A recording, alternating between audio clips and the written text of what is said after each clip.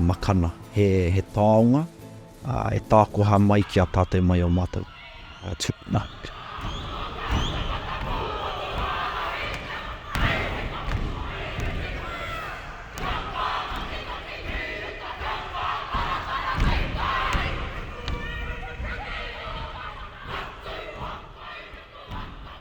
Aloha mai ka kōpakahi a pau, o Rekawa Hoku ka ukaka I haka Manning tōku ingoa, he uri au no Ngāti Whawhākia, no Ngāti Hinerangi, anō nei tau tōku pāpā no Hawaii, mō kia awe. O wailake ia o Kamali'i, o te awa Kamali'i te ihi ngārangi Asajiro Manning, ko uinoa, I hānau mai au, I ka mokupuni o Hawaii, I ka au hema o kona, I ke ala ke kua.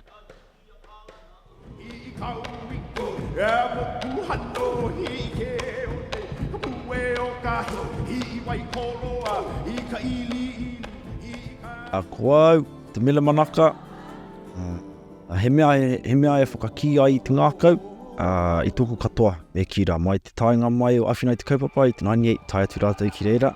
E rua o tau, I tai atu taha o Kuini te Ariki Nui te Atairangi Kāhu.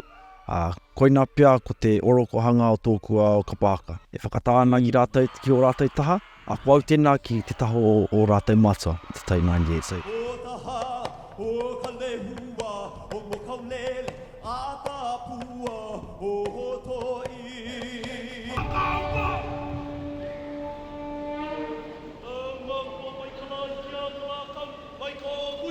Definitely both at the same level, you know, where you perform at the Mare Monarch and that's like the elite level. But both hula and haka, you give a certain amount of energy.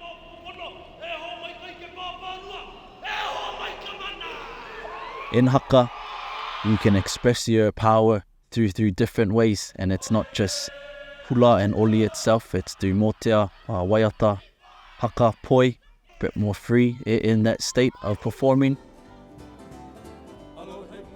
Hauoli kana au, kui mua o nā ohana elua, ka ohana o Aotearoa nei, me ka ohana o Hawaii, o ia nā hana o a Kakukupuna, e hula, e haka, me kou na au, me kou leo, me ke la ano āhuatanga me ki.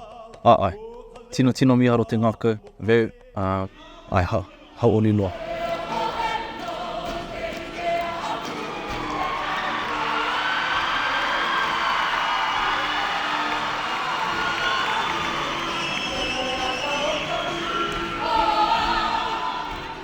Mea koe nā ko te whakatipu o tōku oranga katoa. Ko tāna hiakai a tā rātou, he pakipaki ki mātou, engari ki a rātou te whānau I Hawaii, he hiakai.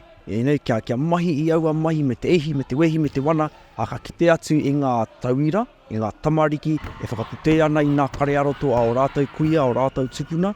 Koe nā ko te mea ka whakahiki ake I te wairua me kira, koe nā ko nā chihus a tā mai ki reira.